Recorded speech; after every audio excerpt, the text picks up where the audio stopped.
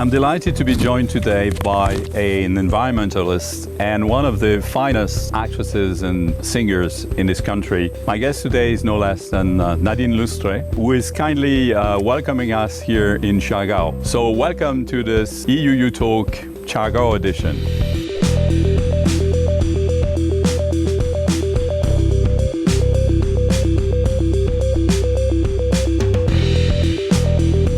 Good afternoon, Nadine. Good afternoon, Ambassador. I've read about your environmental advocacy. It's very impressive that a young actress, singer of your caliber, has decided to advocate for environmental protection. What has inspired you to help in this campaign?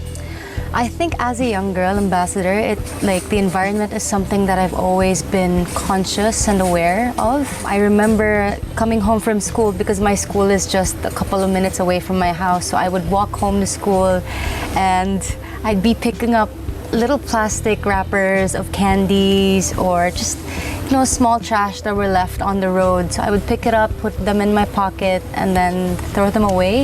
I think that's really where it started. And then as I was growing up, every time I would see people who would be littering or as simple as throwing trash away outside of their cars, I would be not really triggered, but I would be a bit upset. And I guess that's how I knew that the environment is really, or my surroundings is really something that is really important to me. And now that I guess that I am older, there's so many things that I could do in helping with the environment and I guess with my influence as well. I think now is the perfect time for me to really push for it and to be able to help out. We are today in Siargao. Yeah. I've learned that you had recently been appointed as an ambassador for the sea movement. Yes. In Siargao. Can you tell us more about that? I've been appointed as the ambassador not too long ago. It was just this year. And how it happened is because last year I decided to not really live in Siargao, but kind of go back and forth. If I don't have work, I would fly here just so that I could rest and relax and just, slow down a bit because life in the city is really, really fast. Wouldn't you agree? I met my boyfriend here just last year and luckily he's a member of Sea Movement.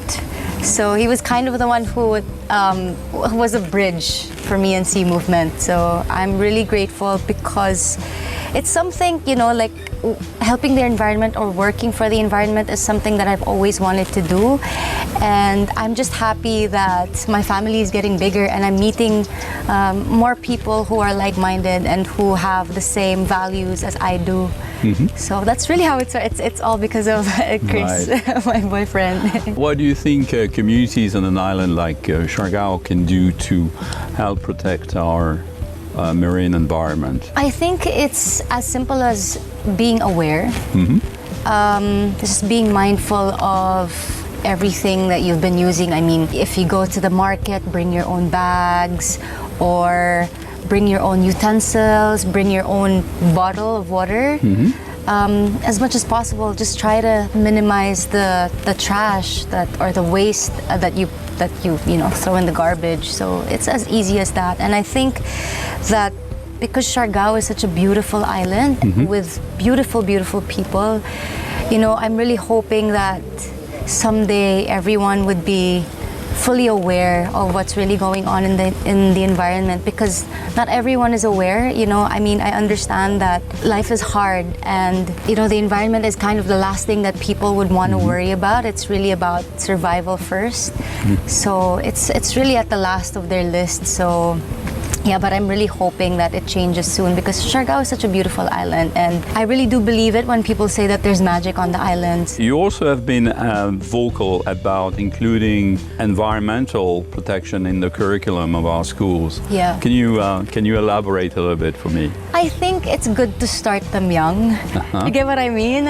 So that while they're still young, it could already be instilled in their heads that, the environment is really important and there's no planet B pretty much. This is the only planet that we have and we really have to take care of it. It's just because of personal experience, I've opened my eyes when I was young. I think I've brought up that value from when I was younger until now that I'm a bit more older or an adult. I think it's really important to teach it to kids while they're still young so that they really learn to love and care about the environment. You know, I always wish that it's in the curriculum ever since I was young. I'm always interested in learning about the environment, learning about, you know, the plants around us, trees, all of that. Like, I get super excited when it's an experiment about, you know, like sometimes you make perfume. I found it so interesting, and I've grown up to love the environment, and it's amazing for me. Personal side, can you tell us a little bit more about how you became the actress and singer you are now? It's a really long story, but I mean, as a kid, it's not something that I've always wanted to do. I guess it just fell on my lap. Okay. My parents kind of knew that, you know, there was something inside of it, just because whenever we would have visitors, I would perform in front of them, you know, sing or do the karaoke or just dance. When I saw the videos, you know, that's when I realized that maybe this is for me, you know, show business is for me. And it was really my mom who pushed me. Okay. So I did a lot of things when I was younger. I did hosting first. A lot of people don't know this, but I started with hosting actually. Okay. And then dancing, and then singing, and then acting came last. Right. So it's really my parents who pushed me to do it. And I think because they saw that I had talent, or at least that I was very passionate with performing or with showing, not showing off, but I guess showing my talent. Sure. So they really pushed me when I was young. And at some point, you decided to use this talent as an actress and singer in the protection of the environment. That's true, because I realized that, you know, I could speak to a lot of people. A lot of people listen to me. A lot of people look up to me when I post something about as simple as, I guess, talking about a show, everyone responds. And so I realized that I should be using my influence to encourage and to give awareness, you know, to people about our environment, because it's something that's really, really important to me.